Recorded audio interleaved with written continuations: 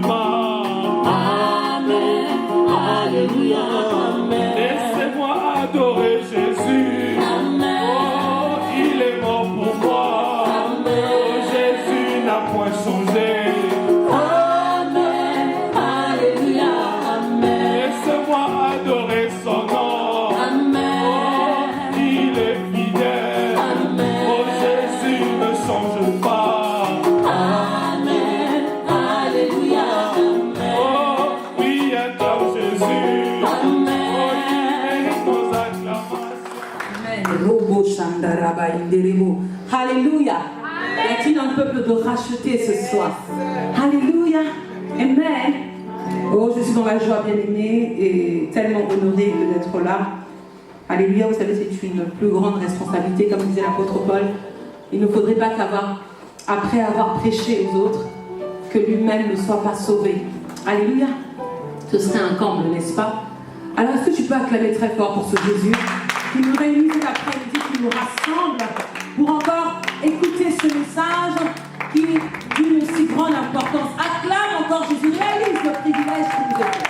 Réalise le privilège qui nous est donné. Alléluia. C'est pour nous une grâce que le Seigneur. Rapidement, nous allons ouvrir la Bible dans le livre d'Éphésiens. Éphésiens au chapitre 5.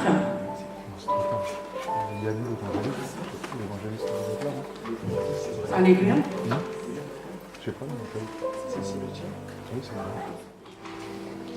Faites donc bien attention à la façon dont vous vous conduisez. Ne vous comportez pas comme des fous, mais comme des sages. 16. Rachetez le temps, car les jours sont mauvais. Alléluia. Pourquoi l'apôtre Paul ressent-il le besoin de s'exprimer ainsi, de dire ça à ses contemporains, à l'église d'Éphèse, en l'espèce? Pourquoi il ressent le besoin de leur dire rachetez? Mais avant, au verset 15, il dit faites donc bien attention à la façon dont vous vous conduisez. Ne vous comportez pas comme des fous, mais comme des sages. Alléluia. Dans d'autres versions, il est écrit comme des insensés, mais comme des sages. Alléluia. Qu'est-ce que l'insensé, qu'est-ce que le sage? L'insensé, la Bible dit dans Proverbe, c'est celui qui dit en son cœur que Dieu n'existe pas. Alléluia. Alléluia. Mais le sage, c'est celui qui a en lui la crainte de Dieu. Parce que la Bible dit aussi que la crainte de Dieu, c'est le commencement de la sagesse. Alors, au verset 15, il est important, nous n'allons pas remonter plus haut que ça, mais il leur dit, faites bien attention. Alléluia. C'est-à-dire, soyez vigilants. C'est-à-dire, veillez sur vous. Alléluia. Faites attention de la manière dont vous vous conduisez. Ne vous comportez pas comme des fous, mais comme des sages. Ne vous comportez pas comme des insensés. C'est-à-dire, ne dites pas en vos cœurs que Dieu n'existe pas. Alléluia. L'insensé, c'est aussi cette personne qui peut venir à l'église, qui peut confesser le nom du Seigneur, proclamer le nom du Seigneur, mais en son cœur. Parce que notre Dieu réside dans les cœurs. Parce que notre Dieu sonde les cœurs et les reins. Celui-là même dit en son cœur que Dieu n'existe pas. Alors vous me direz, comment se fait-il qu'une personne qui vient à l'église, qui écoute la parole, qui se dit être chrétien parfois, qui quelquefois même est serviteur de Dieu et ministre de Dieu, alléluia, peut-il être insensé? Comment peut-il dire en son cœur que Dieu n'existe pas? Cela se traduit par notre attitude, par notre témoignage, alléluia, par notre vie, parce que nous transmettons, parce que nous transpirons, alléluia. Les uns une odeur de mort, alléluia, les autres une odeur de vie. Alors notre thème principal est racheter le temps, alléluia. Mais à ce thème, racheter le temps, nous avons mis un sous-thème qui est ceux qui ont refusé de manger les mets de la table du roi. Ceux qui ont refusé de manger les mets, donc les mets M-E-T-S. Ceux qui ont refusé de manger les mets de la table du roi. Alléluia. Et nous lisons cela dans Daniel.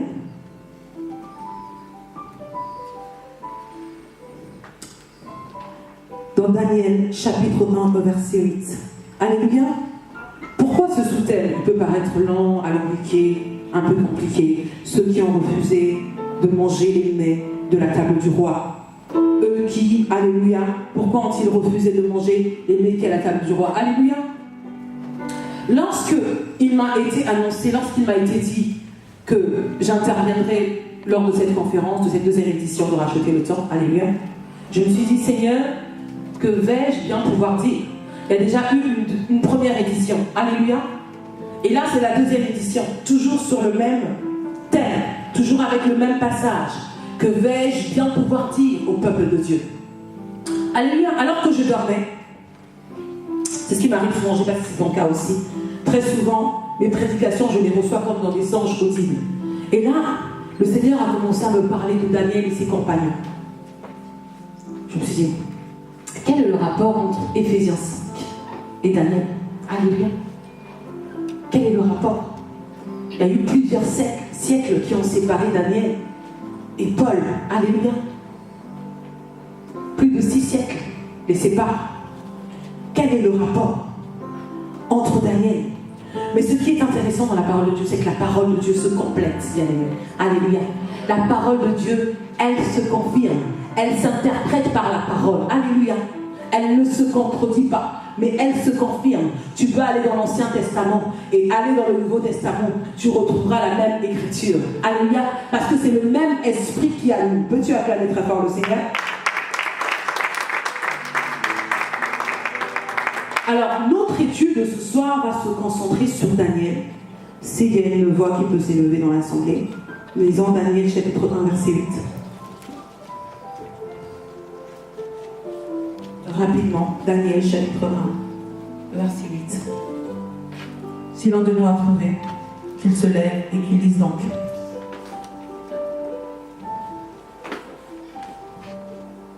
Daniel 1, verset 8. Daniel résolut de ne pas se souiller par les mains du roi et par le vin dont le roi buvait.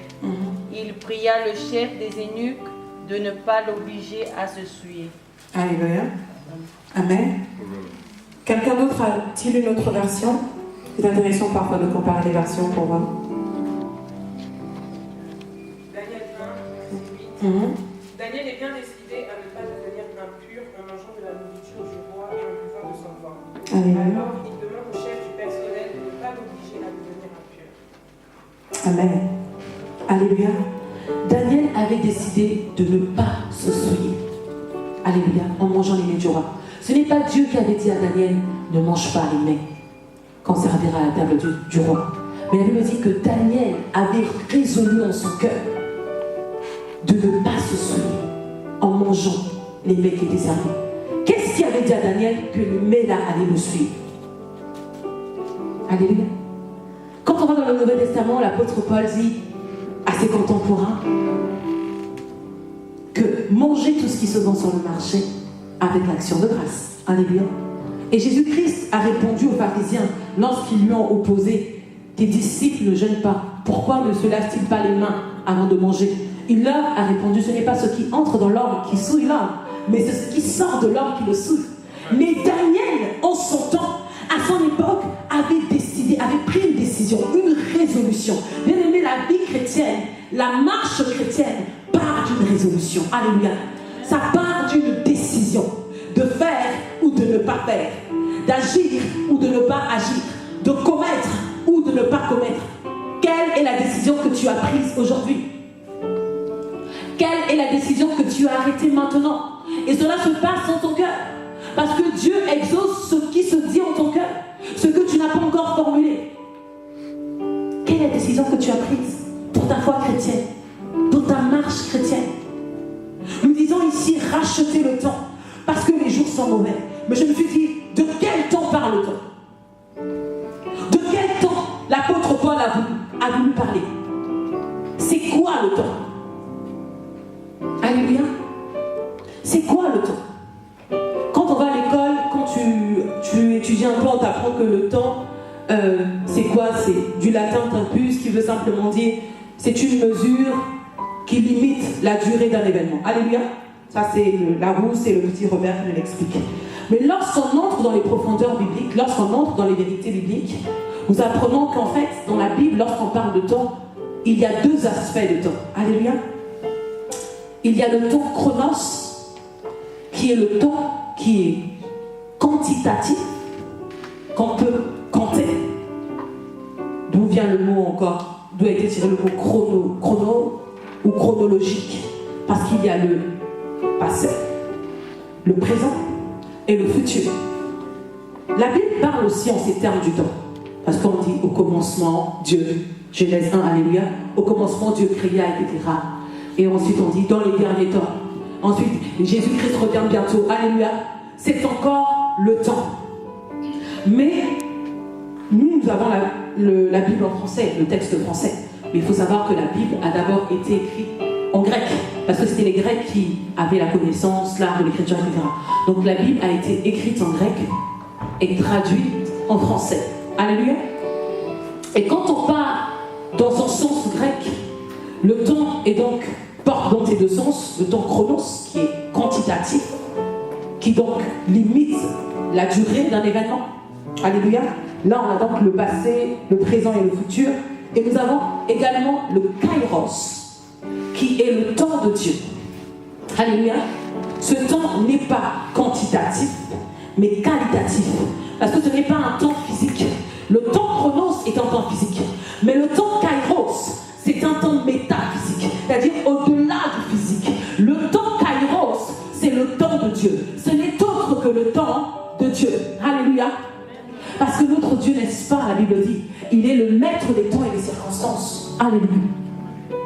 Et lorsque l'apôtre Paul parle ici du temps, lorsque l'apôtre Paul évoque le temps dans Éphésiens 5, il fait simplement allusion au temps kairos. Alléluia. Parce que l'apôtre Paul existait des siècles et des siècles avant nous.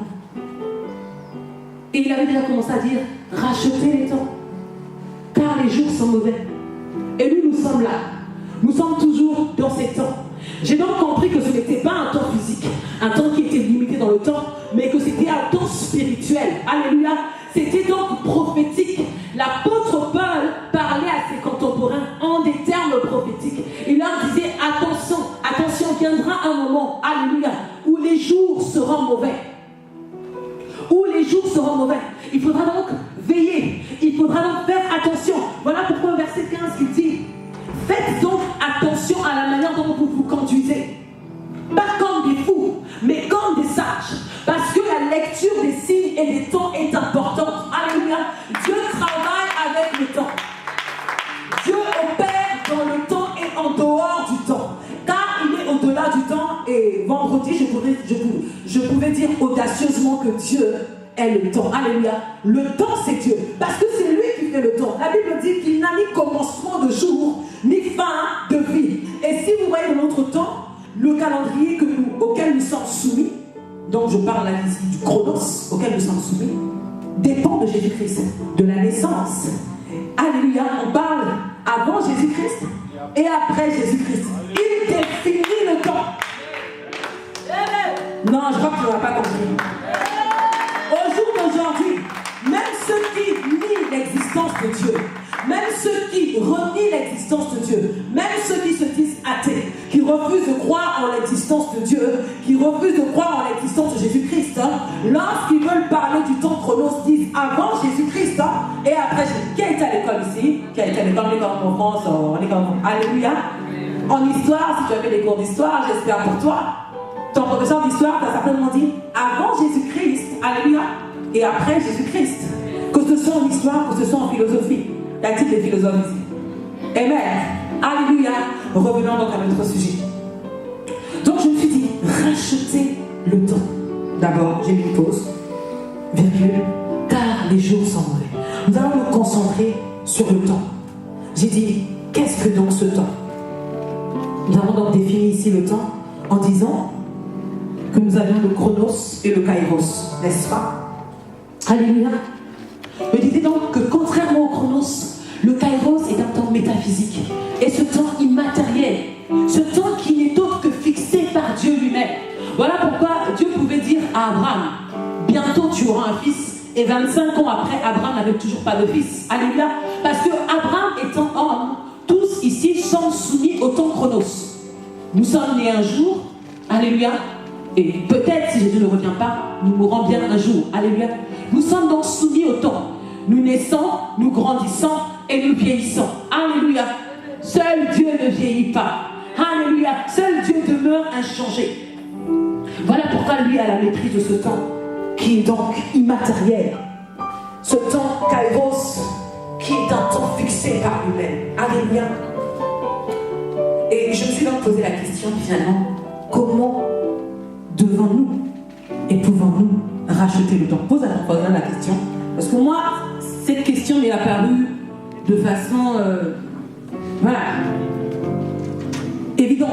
Je me suis dit oui, racheter le temps, c'est bien, c'est un impératif en plus. C'est presque un ordre, racheter. C'est un impératif, racheter le temps car les jours sont mauvais. Oui, apôtre Paul, je veux bien. Mais comment? N'est-ce pas? C'est la question logique qui m'est apparue. Comment puis-je racheter le temps?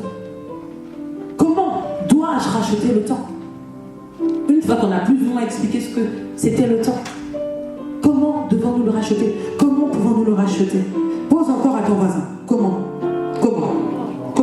Qu'il te dise, peut-être qu'il a la réponse. Dieu a fait grâce à tout un chacun. Pose à ton voisin la question. Comment? Il a peut-être la réponse. Pose, ma soeur. Pose-lui la question. Comment? Alléluia.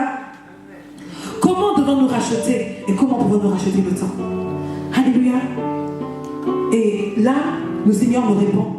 C'est par la communion avec Dieu. Et par la crainte de Dieu. Nous allons ouvrir encore nos Bibles dans Daniel 2. Daniel chapitre 2. Nous allons beaucoup rester dans Daniel ce soir. Daniel chapitre 2.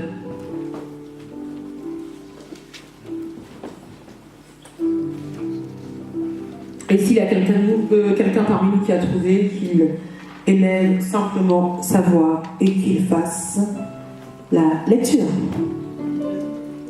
Quelqu'un a-t-il trouvé? Quelqu'un a-t-il trouvé? Daniel, chapitre 2, rapidement, soyons diligents et prompts. Nous sommes soumis au temps. Daniel, chapitre 2, verset 22, verset 28. Daniel, chapitre 2, verset 22, verset 28. Quelqu'un a-t-il trouvé? Alléluia. Révèle ce qui est profond et caché. Connaît ce qui est dans les ténèbres et la lumière demeure avec lui. Dieu de mes pères, je te glorifie et je te loue de ce que tu m'as donné la sagesse et la force et de ce que tu m'as fait connaître ce que nous t'avons demandé, de ce que tu nous as révélé le secret du roi. Après cela, Daniel se rendit auprès d'Arjoc, à qui le roi avait ordonné de faire périr les sages de Babylone. Il alla et lui parla ainsi. Ne fais pas périr les sages de Babylone. Conduis-moi devant le roi et je donnerai au roi l'explication. Arjoc conduisit promptement Daniel devant le roi et lui parla ainsi. J'ai trouvé parmi les captifs de Juda un homme qui donnera l'explication au roi. Le roi prit la parole et dit à Daniel, qu'on nommait Belsatsar, es-tu capable de me faire connaître le songe que j'ai eu et son explication?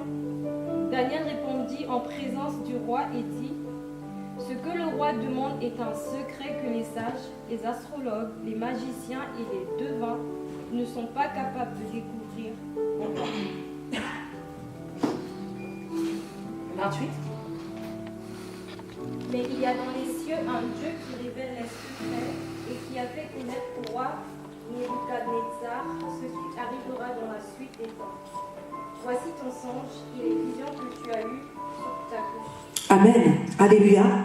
Cependant, il y a dans le ciel un Dieu qui dévoile les secrets. Alléluia. Ce que l'homme ne peut faire, notre Dieu le fait. Ce que l'homme est incapable d'accomplir, Dieu est capable de l'accomplir. Peux-tu acclamer la parole du Seigneur?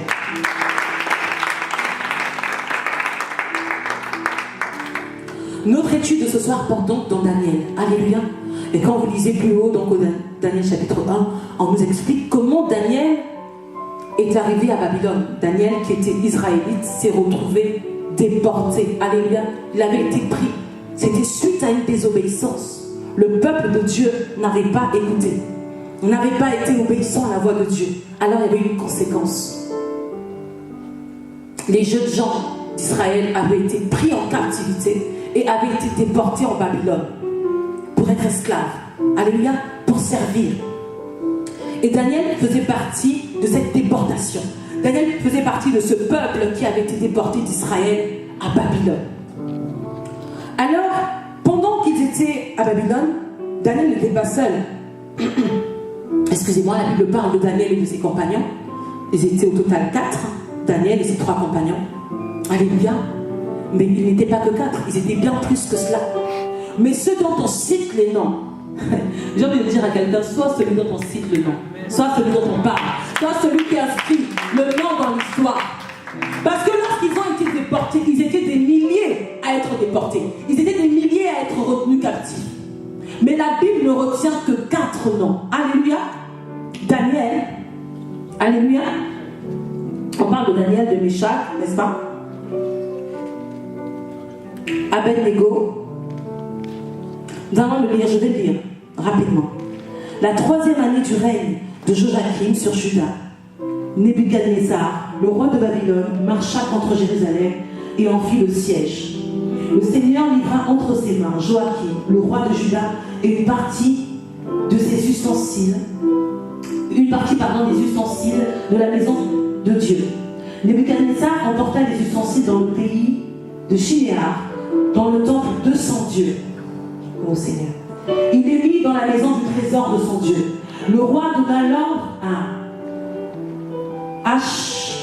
Ashpenaz, le responsable de ses eunuques, de faire venir quelques Israélites de sang royal ou de famille noble. Ce devaient être de jeunes garçons sans défaut physique, beaux, doués, de perspicacité et de sagesse, instruits et intelligents, capables de servir dans le palais du roi. On leur enseignait la littérature et la langue des Babyloniens, qui étaient le chaldéen à l'époque. Le roi leur réservait pour chaque jour une portion des plats servis à sa table. Quel privilège et quel honneur! Et du vin de ses banquets. Il voulait les former pendant 3 ans, à la suite desquels ils entreraient à son service. Il y avait parmi eux des Judéens, Daniel, Anania, Michaïl et Azaria. Alléluia. Il y avait parmi eux, donc parmi la foule, parmi le nombre, n'ont été cités que Daniel, Anania, Michaïl et Azaria. Le chef des eunuques leur donna des noms à Daniel, celui de Beltsatsar, à Anania, celui de Shadrach, à Michaïl, celui de Meshach, et à Azaria, celui d'Abednego. Alléluia. Verset 8, Daniel prit la ferme décision de ne pas se souiller en consommant les plats servis à la table du roi et le vin de ses banquets. Vous savez, bien-aimés, à cette époque-là, Babylone était un grand empire. C'était le plus grand empire de la Mésopotamie, et c'était l'empire qui dominait, qui régnait sur le monde entier. Alléluia. Donc c'est même pas comparable à la citoyenneté américaine aujourd'hui. Il n'y a aucune puissance à notre temps qui soit comparable à la force, à la puissance que représentait Babylone. Alléluia. Et nous voyons que le diable ne prend pas n'importe qui. Le diable ne prend jamais n'importe qui. On a vu que le roi avait exigé que ces jeunes soient doués, qu'ils soient intelligents. Alléluia. Qu'ils aient de la perspicacité, de la sagesse. Le diable ne prend pas n'importe qui. Lorsque Dieu jette son dévolu sur toi, lorsque Dieu pose sa main sur toi, lorsque Dieu te choisit, sache que le diable, à son tour, va également jeter son dévolu sur toi. Il ne s'est pas gêné, il n'a pas eu peur de tenter Jésus dans le désert. C'est pas avec toi qu'il se retiendra. Alléluia. Il faut avoir cela à l'esprit. si tu es conscient que Dieu t'a choisi, si tu es conscient que Dieu a posé son regard sur toi, a posé sur toi un regard favorable, sache qu'en retour, le diable va également se déchaîner sur toi. Il va également se déchaîner contre ta vie. Et il ne va pas forcément te persécuter, mais il va te présenter des choses qui sont agréables. Alléluia. Des choses dans lesquelles tu pourrais courir, pour lesquelles tu pourrais sombrer. Alléluia. Accepter et perdre ta nature. On a vu que Daniel et ses compagnons ont changé, leur identité a été changée une fois qu'ils ont intégré le royaume de Babylone. On leur a changé de nom. Parce que lorsque tu acceptes Jésus-Christ comme Seigneur et Sauveur, Jésus te donne un nom. Alléluia. Dieu te donne un nom. Il te donne un nom nouveau. Le nom qui est inscrit dans le livre de vie. Et comme le diable étant un pâle copieur, un éternel imitateur, lui aussi te donnera un nom. Mais qui n'est pas celui que Dieu t'a donné au départ. Alléluia. Alors de quoi il s'agit ici? Nous disons ce soir, ceux qui ont refusé de manger les mets qui étaient servis à la table du roi. Pourquoi? Imaginez-vous, Daniel était déporté. Daniel avait été ravi à sa famille, arraché à sa famille, dans un pays étranger, dans une terre étrangère. Plutôt que d'être maltraité, d'être fouetté, d'être battu, on dit non, non, non, non, non. Tu es important, tu es précieux. Et parce que tu es important, tu es précieux, tu mangeras à la table du roi. Qui parmi nous aurait refusé? Qui lève sur moi la main. Soyons honnêtes, qui aurait dit, bon, on t'invite, Macron t'invite chez lui à l'Élysée, hein? Macron t'invite, viens, la Violette, tu reçois un faire-part, un carton d'invitation, frère Flaubert, tu es attendu chez Macron. Non, de vous à moi, on aurait crié, Alléluia, Jésus m'a visité, Amen, Amen, Alléluia, j'ai été béni. Est-ce qu'on aurait dit que c'est une malédiction? Qui de nous aurait dit ça? Au jour d'aujourd'hui, personnellement, je suis honnête, Macron m'a dit, ah, pasteur, Dieu m'a visité, tu sais pas, mais j'ai reçu un faire-part. Je suis attendu chez Macron. Alléluia. Dieu ne voit pas comme nous. Dieu, le regard de Dieu n'est pas notre regard. Les yeux de Dieu ne sont pas nos yeux. Tout à l'heure, le frère Grace parlait d'un grand serviteur de Dieu. Alléluia. Qui a dit qu'il était grand? Hein, frère Grace? C'est nous, les hommes, qui avons jugé. C'est nous, les hommes, qui avons estimé qu'il était grand. Mais Dieu n'en a pas dit, pareil, il n'en a pas dit autant. C'est Dieu seul qui sait qui est grand ou qui n'est pas. Toi, peut-être que tu te regardes comme une fourmi, tu te regardes comme une mouche. Alléluia. Amen. Suis-je en train de parler à des jeunes ce soir? Suis-je en train de parler à des jeunes révolutionnaires qui vont changer le cours des choses en France? Suis-je en train de parler à des rachetés de Jésus-Christ? Alléluia. Bien-aimé, qui t'a dit que tu étais petit? Qui a dit que tu étais misérable? Qui a dit que tu étais pauvre parce que tu es noir, immigré ou fils d'immigré ou tu es sans papier? Je ne sais pas quelle est ta situation, mais qui a dit que tu étais ce que tu étais? Ce sont les hommes qui t'ont collé une étiquette. Ce n'est pas Dieu. On a vu que Daniel, on lui avait collé une autre étiquette qui n'était pas la sienne. Alléluia. Mais Daniel, gloire soit rendue au Seigneur, connaissait son identité. Et Daniel n'a pas voulu tronquer son identité. Daniel a préservé son identité. Alléluia. Daniel est resté intègre devant la face de son Dieu. Dieu ne lui avait pas dit ne mange pas. Mais il savait, à cause du Dieu que je sers, pour l'amour du Dieu que je sers, le Dieu auquel j'appartiens, le Dieu auquel j'appartiens, le Dieu que je sers, pour lui je me prive, pour lui je me garde, pour lui je me préserve. Les gens me disent souvent lorsque je dis que je ne prends pas d'alcool, c'est écrit dans la Bible quand vous avez à prendre d'alcool. Au contraire, l'alcool c'est bon pour la santé. Hein. Alléluia. Pour ma consécration. Alléluia. Parce que je sais qui je suis. Alléluia. Je sais qui je suis en Christ. Je sais où je suis. Alléluia. Je sais où je vais. Alléluia. Je sais en qui je suis. Je dis ça je ne prendrai pas. Alléluia. Alléluia. Moi je rétorque, mais tout m'est permis. Mais tout ne m'est pas forcément utile. Alléluia. Récemment, j'ai fait mes analyses de sang. Le médecin m'a dit vous vous portez bien. Le rein va bien. Vous avez un peu de poids, mais on ne dirait pas. Hein, parce que votre sang est parfait. Alléluia. Il dit aussi parce que je bois le sang de Jésus tous les jours. Je bois le sang de Jésus tous les jours. Il m'a dit mais votre rein est dans un état. Vous savez, les médecins, parfois, ils sont en admiration devant des choses qui doivent te dépasser. Il dit, mais votre rein, regardez, mais votre rein est parfait, votre foie est parfait. Il m'a dit, pas de cholestérol, pas de glycémie, mais c'est pas possible, mais c'est pas croyable, je ne comprends pas. Je vois votre poids, je vois votre sang, on dirait que, non, je crois que le laboratoire s'est trompé, mais il n'y a rien. Il voulait chercher, il ne trouvait pas, il dit, ne cherche pas, je bois le sang de Jésus. Là où d'autres prennent le vin, là où d'autres prennent, comment ça s'appelle déjà le vin là que les hommes aiment beaucoup? Alléluia. Il y a un vin comme ça que les hommes aiment beaucoup. Alléluia. Là où ils prennent Moët ou je ne sais quoi, moi je prends le sang de Jésus qui renouvelle les organes. Alléluia. Champagne.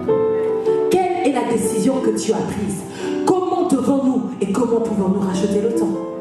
Par une communion parfaite et par la crainte de Dieu. Daniel était dans un environnement hostile. Laisse-moi te dire que l'environnement dans lequel nous nous trouvons au jour d'aujourd'hui est hostile. Alléluia. N'est pas favorable à ta foi.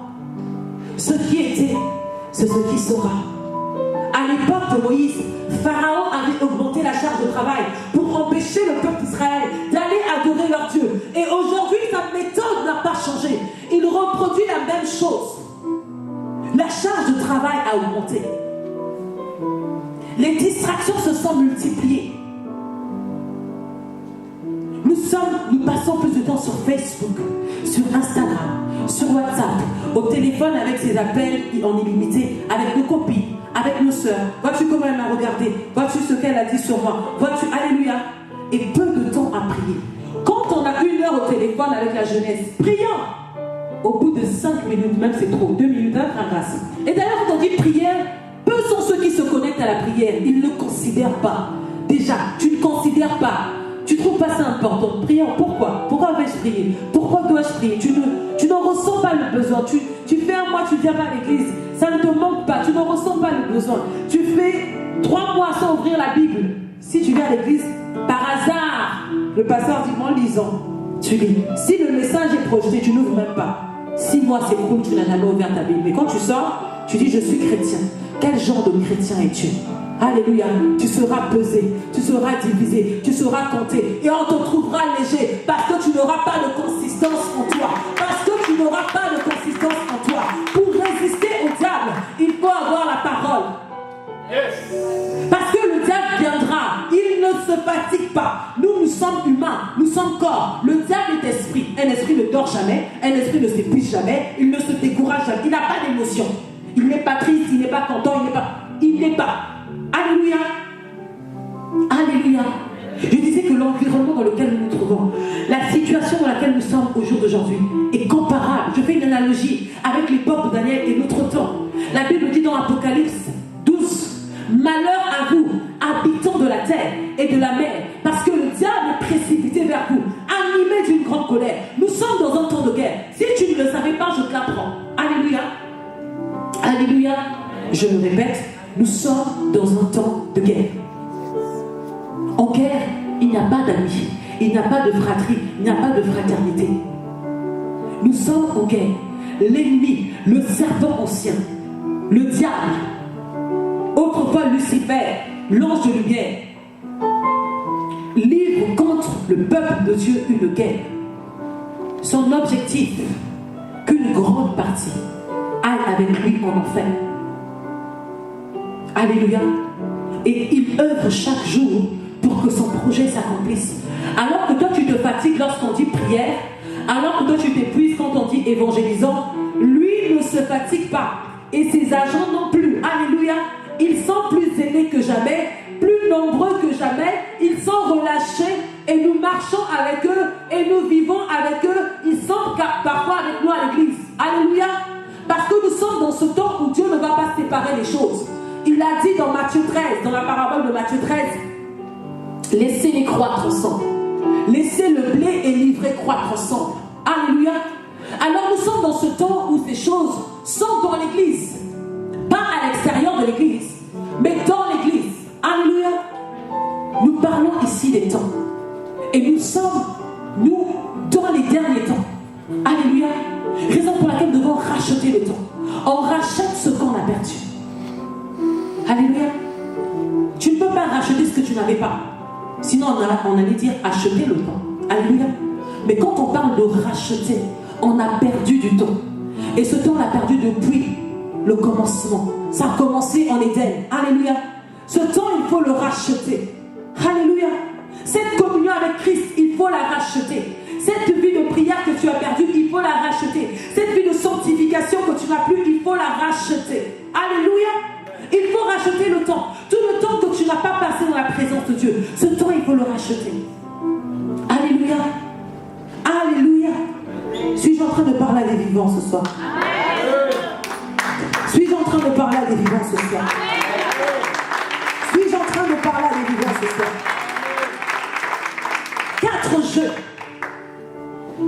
4 jeunes dans un milieu hostile, dans un milieu idolâtre, ont été témoins de Christ. Être chrétien, bien aimé, c'est être témoin de Christ. Être chrétien, c'est porter le témoignage de Christ. Ne dis plus que tu es chrétien si tu ne portes pas en toi le témoignage de Christ. Alléluia. Tu ne serais pas conforme avec ce que tu avances. Daniel est en Babylone. Il était déporté. Daniel avait refusé de manger les mets du roi. Mais non seulement ça. Alors que d'autres voyaient que Daniel, ça attirait la sympathie et l'affection du roi et de l'eunuque principal, alors ils ont monté un coup contre lui. Ils ont monté un piège contre Daniel. Ils ont dit au roi, il faut que tu construises, tu ériges une statue et tous devront se prosterner devant cette statue. Vous savez, les rois à l'époque avaient beaucoup d'ego. Le roi faisait la loi, disait la loi. Il avait le droit de vie et de mort sur le peuple. Alors Daniel et ses compagnons avaient refusé de se prosterner devant la statue. Il y a une chose, ils ont refusé de manger les mets du roi. Ils ont refusé de se prosterner devant la statue. Alléluia. À quoi as-tu renoncé pour suivre Jésus? Tu te poses certainement la question, comment devons-nous racheter le temps? À quoi as-tu renoncé? Qu'est-ce que tu as abandonné pour l'amour du Seigneur, pour l'amour de Jésus? Alléluia. Qu'est-ce que tu as fait face aux propositions indécentes, face aux propositions malsaines, face à la séduction de ce monde? Qu'est-ce que tu as fait? Quelle est ta position lorsqu'on te présente les mets de la table du roi, qui peuvent être aujourd'hui toutes sortes de choses? La compromission. Nous sommes cette génération bien-aimée qui refusons de nous compromettre. Nous n'allons pas nous compromettre. Nous n'allons pas manger les mets du roi. Non seulement, nous n'allons pas nous prosterner devant la statue de Nebuchadnezzar. Alléluia. Le monde est en train de se préparer à la venue de l'impie. Le monde est en train de se préparer. Alléluia. À la montée de l'Antichrist. Et nous aurons de plus en plus de propositions indécentes. Gardes-tu le témoignage du Christ? Est-ce que pour tes intérêts, tu vends la parole de Dieu? Est-ce que pour servir tes intérêts, tu te compromets? Y a-t-il des jeunes aujourd'hui ce soir qui veulent refuser de se compromettre, peu importe ce que ça leur en coûtera? Daniel et ses compagnons, même devant la mort, n'ont pas faibli. Alléluia. Même devant la mort, ils n'ont pas failli. Ils n'ont pas flanché. Ils sont restés intègres. Ils sont restés intègres. Ils sont restés fidèles à leur Dieu, fidèles à leur foi. Alléluia. Nous allons rapidement, nous allons chuter. Ouvrir nos Bibles dans Matthieu 25.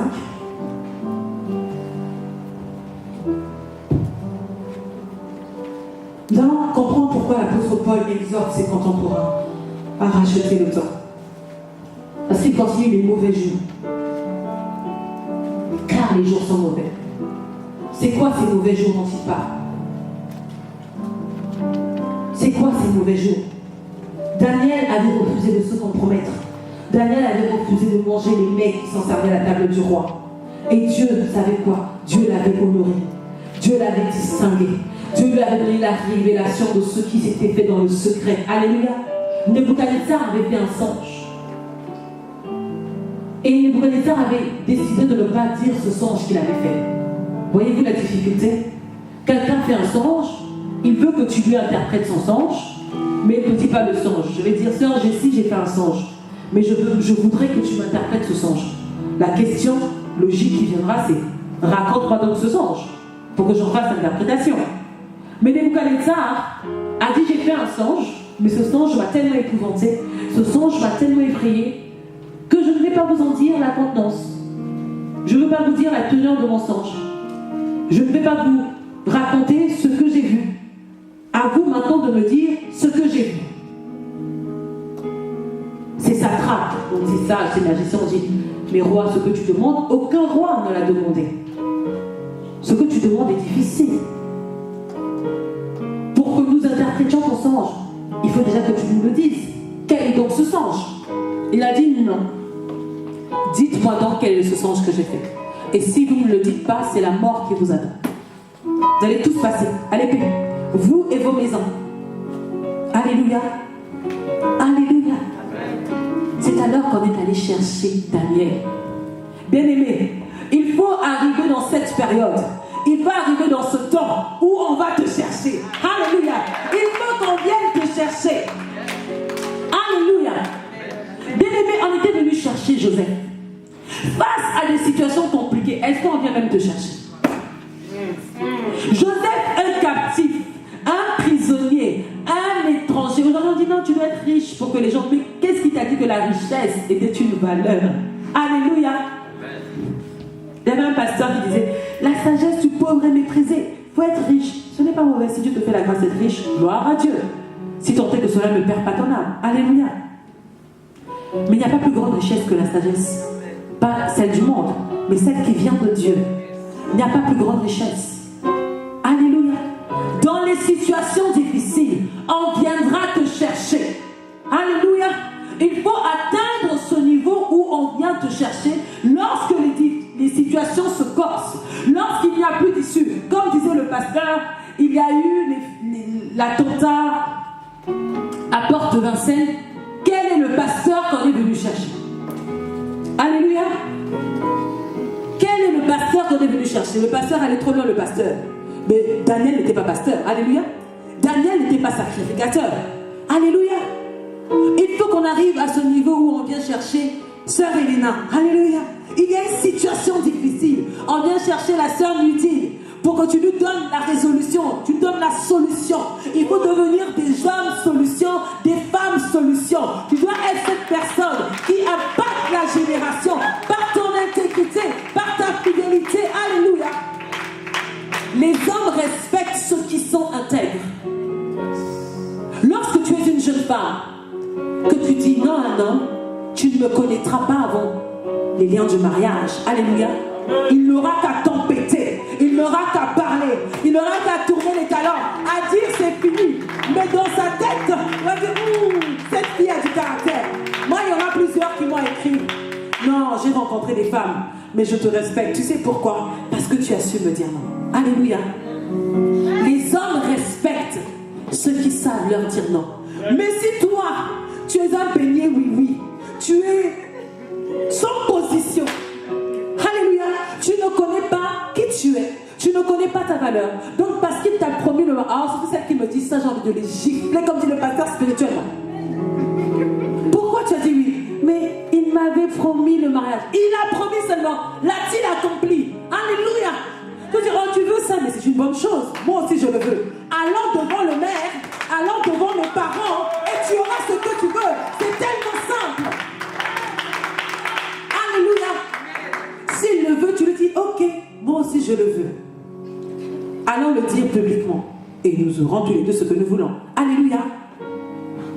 Si face à des choses, tu mens, peu importe, ça peut être des petits mensonges. Tu es arrivé en retard, dis que tu es arrivé en retard, ne dis pas que le métro, la ligne 1 a été retenue. Alléluia. Ne mens pas, dis la vérité. Je suis arrivé en retard parce que je me suis levé tard, je me suis mal organisé. Alléluia. Nous devons rester intègres. Lorsque avançons, à ce que nous disons professer, en ce en quoi nous croyons, les hommes commenceront à nous respecter. Église de France, jeunesse chrétienne de France, les gens commenceront, les gens de ce pays, les athées, les musulmans commenceront à nous respecter lorsque nous serons intègres. Savez-vous ce qui se dit dans les milieux des musulmans? Que les chrétiens sont légers, les chrétiens sont désinvoltes, les musulmans ont une très mauvaise image de nous. Parce que les chrétiens sont prompts à se compromettre. Alléluia. On dit, bon, pour ce poste-là, tu vas être promu DRH, mais tu sais, il faut rejoindre la loge. Alléluia. Elle dit, bon, mon cœur n'y est pas, mais je vais pour la forme. Tu signes. Alléluia. Tu t'es déjà compromis. Tu t'es déjà compromis. Tu as renoncé à tes valeurs les plus profondes. Pour faire plaisir à X ou Y, tu vas à des réunions blanches. Il y a une chrétienne une fois qui m'a dit, je vais à ce qu'ils appellent les francs-maçons des portes blanches. Donc à ceux qui sont non francs-maçons, ceux qui ne sont pas initiés, ils organisent des portes blanches. Et cette sœur bien-aimée, elle était dans le Seigneur. Elle avait accepté Jésus-Christ comme Seigneur et Sauveur. Elle avait écouté la parole. Mais elle se rendait à des portes blanches. Vous savez qui l'y avait emmené? Un homme qu'elle avait rencontré. Alléluia. Par amour pour cet homme-là, elle voulait tellement se marier. J'insiste, je ne sais pas pourquoi j'insiste sur les sœurs. Les frères ne sont pas en reste. Mais j'insiste ce soir sur les sœurs. On aime trop le mariage. Bien aimé, le mariage ne te sauvera pas. Le mariage ne t'emmènera pas au ciel. Il est préférable pour toi que tu ailles au ciel tel que tu es. Alléluia. Le salut vaut plus que tout. Sans vouloir faire trop de digression. J'avais environ 13 ans, j'ai fait un songe, c'était la fin du monde. J'ai vu la catastrophe, j'ai vu le ciel sembler toucher la terre. Le ciel s'est changé en étang de feu. Le ciel était devenu comme un océan de feu. Et ça tombait comme ça. Le ciel se rapprochait, donc nous on était en train de... Et le sol s'effondrait. Ce jour-là, je me suis réveillée, j'avais environ 13 ou 14 ans, je suis venue dans la chambre de mes parents, tellement j'étais dans la prière. Elle m'a dit, mais qu'est-ce qu'il y a, qu'est-ce qu'il y a? J'ai dit, non, j'ai fait un rêve, j'ai fait un cauchemar, maman, j'ai rêvé la fin du monde. Elle m'a dit, ah bon? Elle dit, mais comment je peux rêver ça? Je n'ai que 13 ans, je ne suis jamais mariée, je n'ai jamais connu les choses de la vie. Elle m'a dit, hé, jeune fille, c'est ce qui te préoccupe. Ce qui doit te préoccuper, c'est ton salut. Et cette phrase est restée dans mon esprit. Alléluia. Cette phrase est restée dans mon esprit. Alléluia. Le mariage ne t'emmènera pas au ciel. Et quelquefois, un mauvais choix de conjoint peut te faire perdre le salut. Alléluia. Il peut t'emmener à la mort. Tu vas te retrouver avec des ulcères. Ta foi peut tomber. Alléluia. Je disais donc que nous devons garder la foi. Nous devons rester intègres. Nous ne devons pas nous conformer au siècle présent. Les jours sont mauvais en effet. L'idolâtrie atteint son comble. Nous sommes au temps comme au temps de Noé.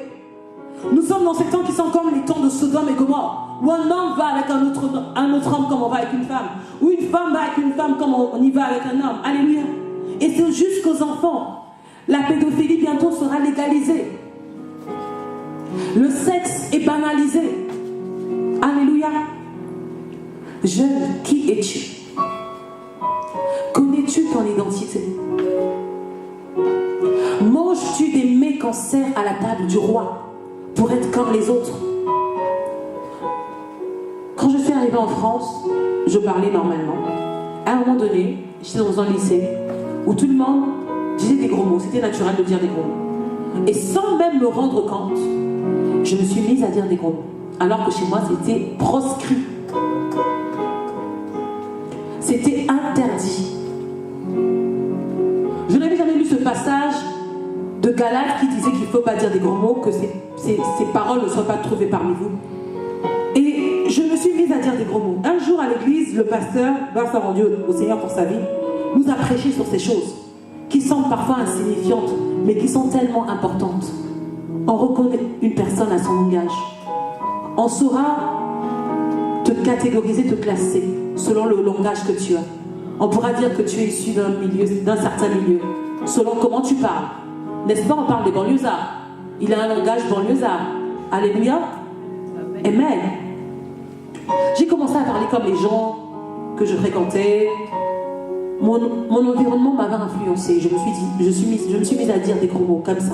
Jusqu'au jour où j'ai écouté la parole. Alléluia. Et je me suis engagée à ne plus dire de gros mots. J'ai résolu en mon cœur de ne plus le dire. Aujourd'hui, je n'en prononce plus. Au départ, c'était difficile. Mais comme j'avais décidé, comme j'avais résolu, alléluia, tout comme j'ai résolu, tant que je ne me marierai pas, je ne m'offrirai pas. Alléluia. Alléluia. Ça ne me tue pas. Ce qui ne te tue pas te rend plus fort. Alléluia. Et Christ en moi, je peux tout par celui qui me fortifie. Ah, on m'a dit, oh, mais c'est ringard, c'est dépassé, ça n'existe plus. Bien aimé, ça existe parce que celui qui est en nous est maître du temps. Alléluia. Celui qui est en nous est maître du temps. Il n'est pas ringard, il n'est pas démodé, il est indémodable, il est inchangeable, il est au-delà de l'effet de mode. Qui es-tu? Veux-tu le salut ou veux-tu être agréable aux hommes? Veux-tu être agréable à Dieu ou veux-tu être agréable aux hommes? Qui es-tu? Manges-tu des mets quand c'est à la table du roi? Est-ce parce que les autres vont aller chez McDo que toi aussi tu devras aller chez McDo? Je ne dis pas que McDo c'est mauvais, c'est juste une image. Est-ce parce que toutes les jeunes filles mettent des jupes courtes que tu vas mettre des jupes courtes? Des décolletés plongeants que tu mettras des décolletés plongeants en disant que c'est la mode? Alléluia. Quand on est chrétien, on ne vit pas conformément à la mode. C'est nous qui faisons la mode. Alléluia. Tu es toi-même la mode, tu dois créer. Et ta mode, c'est plaire à Dieu. Ta mode, c'est lui être agréable. J'insiste sur ces choses parce que je suis passée par là. Alléluia. Le pasteur qui est ici, parce qu'ils vont me dire, mais ne t'habille pas comme ça. Je dis, mais Dieu regarde. Dieu ne regarde-t-il pas au cœur? Je suis jeune. Si je mets un pantalon serré, ça fait quoi? C'est pas grave. Si on voit mon nombril, c'est pas grave. Dieu sait que je le crains et que je le sers. Bien aimé, l'intégrité. Nous devons rester intègres. Ne mangeons pas les mets qui sont servis à la table du roi. Les jours sont mauvais. Très rapidement, je vais finir. Matthieu 25.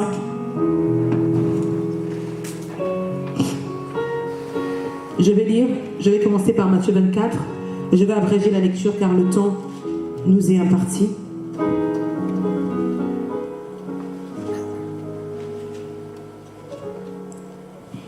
Nous sommes dans Matthieu chapitre 24, verset 4. La Bible dit, Jésus leur répondit, faites bien attention que personne ne vous égare. Dis à ton voisin que personne ne t'égare. Dans notre version, il est écrit que personne ne te séduise. Que personne ne te séduise. En effet, beaucoup viendront, excusez-moi, sous mon nom et diront, c'est moi qui suis le Messie. Et ils tromperont beaucoup de gens. Vous entendrez parler de guerre et de menaces. Ne vous laissez pas effrayer, car il faut que toutes ces choses arrivent. Cependant, ce ne sera pas encore la fin. Une nation se dressera contre une nation, et un royaume contre un royaume. Il y aura en divers endroits des famines, des pestes et des tremblements de terre. Tout cela sera le commencement des douleurs. Alors on vous livrera à la persécution. Et l'on vous fera mourir. Vous serez détestés de toutes les nations à cause de mon nom. Alléluia. Beaucoup trébucheront alors. Et ils se trahiront, se détesteront les uns les autres. Beaucoup de prétendus prophètes surgiront. Et ils tromperont beaucoup de gens. À cause de la progression du mal, l'amour du plus grand nombre se refroidira. Mais celui qui persévérera jusqu'à la fin sera sauvé. Cette bonne nouvelle du royaume sera proclamée dans le monde entier pour servir de témoignage à toutes les nations. Alors viendra la fin. Alléluia. Les mauvais jours dont nous parle l'apôtre Paul dans Éphésiens sont résumés dans Matthieu 24. Alléluia. Je t'invite à aller le méditer chez toi. Fais un effort. Exerce-toi à la lecture de la Bible. C'est important pour ton âme. Les mauvais jours dont parle l'apôtre Paul, c'est un temps. Ce temps est prophétique. Ce temps a été fixé à l'avance par Dieu lui-même. Et ce sont des temps qui seront difficiles pour les chrétiens. Alléluia.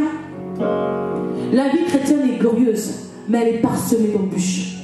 Je ne sais pas ce qu'on t'a dit en acceptant Jésus-Christ, que Dieu te donnera tout. Non.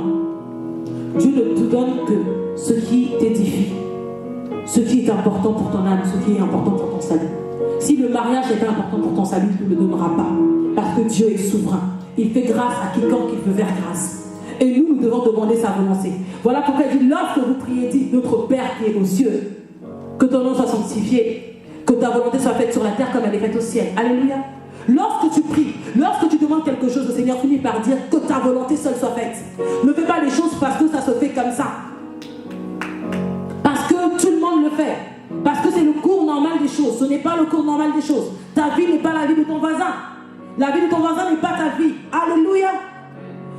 Les jours mauvais dont parle l'apôtre Paul, nous les lisons dans Matthieu 24. Il viendra un temps. Et ce temps, la Bible dit, vous devez faire attention. Faites attention que personne ne vous séduise. Que personne ne vous fasse croire que être chrétien, c'est avoir des possessions, posséder des biens matériels. Ce n'est pas ça qu'être chrétien. C'est accessoire, c'est l'accessoire, c'est le surplus. Alléluia. Mais Matthieu 6 nous dit, recherchez premièrement le royaume et la justice. Le reste vous sera donné par-dessus. Ceux qui voudront vivre pieusement en Jésus-Christ bien-aimé seront persécutés. Je ne le dis pas pour nous faire peur, mais il faut qu'on l'ait à l'esprit. Si tu fléchis maintenant, quand sera-t-il quand les choses deviendront difficiles? Viendra un temps où tout sera difficile pour les chrétiens. La RFID est en train de se mettre en place. Vas-tu accepter d'être marqué de la puce, alléluia, sans laquelle nul ne pourra acheter ni vendre? La sœur dit jamais. Mais c'est tellement facile quand on n'y est pas encore. Alléluia. Après, imagine, ça fait 10 jours que tu n'as pas mangé. Tant que tu n'as pas la puce, on ne te donne pas à manger. On ajoute à cela la torture physique. Est-ce que tu l'imagines? Alléluia. Seuls ceux qui auront vécu pieusement Jésus-Christ ne connaîtront pas ces choses. Mais même avant l'enlèvement, avant le retour de Christ, nous connaîtrons la tribulation. Je vois des mouvements des jeunes. Je vois en tout lieu, en toute part. Mon cœur est dans la joie. Mon cœur est content. Mais simplement, une fois, j'ai fait un songe, et je vais finir par là, malheureusement. Une fois, je voyais un songe où il y avait des jeunes qui prêchaient, qui évangélisaient, qui gagnaient des gens.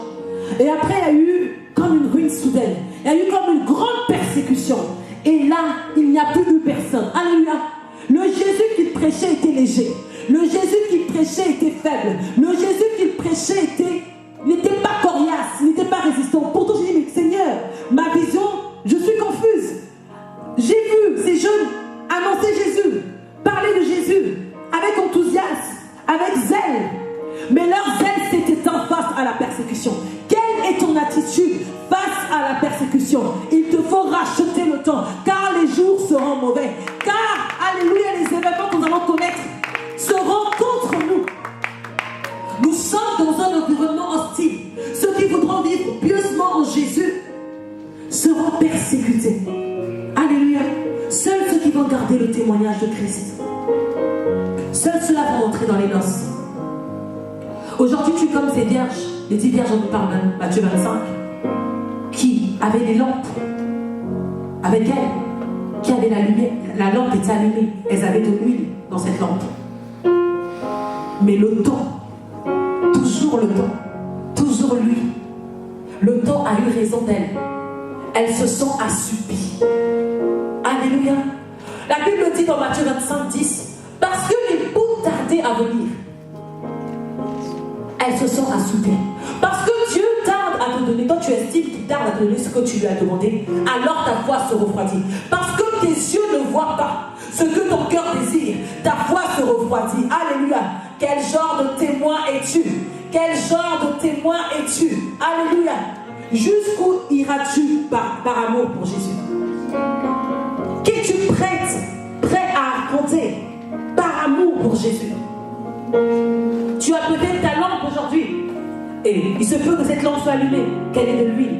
Tu fais bien, et gloire soit rendue à Dieu. Mais le temps nous dira, le temps déterminera. Alléluia. C'est le temps qui dira. accomplira toutes choses. Voilà pourquoi l'apôtre Paul peut dire la fin d'une chose vaut mieux que son commencement. Parce que c'est la fin qui détermine. Comme disent les Ivoiriens, c'est la fin qui compte. C'est la fin qui compte. Ce n'est pas le début. Le début c'est bien, tu es aidé. Mais quand vient la persécution, quand viennent les épreuves, ta foi sera éprouvée. Les mauvais jours seront marqués par des épreuves difficiles. Ta foi sera éprouvée. Ta fidélité envers Jésus sera éprouvée. Quelle sera ton attitude? Vas-tu garder la foi ou vas-tu renier ta foi? Quelle est la décision que tu prends aujourd'hui? La décision que tu arrêtes aujourd'hui détermine toutes choses. Nous avons des considérations qui ne sont pas toujours des considérations spirituelles. Vous savez ce qui me préoccupait avant de monter sur la chaîne? Je me suis rendu compte que mon vernis était écaillé. Je dis mince, alors je vais parler et on verra que mon vernis est écaillé. Et tout de suite, l'Esprit de Dieu m'a repris. Insensé. Alléluia. L'important, ce n'est pas que ton vernis soit écaillé ou pas. L'important, c'est que l'évangile soit prêché et que ce que tu avais à dire à une personne, pas forcément à 10, pas forcément à 1000, mais à une personne, soit dit. Est-ce que nous pouvons nous lever dans cette présence? Nous pouvons nous lever. Bien-aimé, commence à prier. Commence à décider. Commence à arrêter dans ton cœur les choses. Commence à arrêter. Qu'est-ce que tu arrêtes dans ton cœur ce soir? Qu'est-ce que tu résous de faire? Au sortir d'ici, c'est bien. Nous avons écouté. C'est bien. Nous voulons mettre en place. Est-ce que les chants peuvent monter? Ribo Sandara.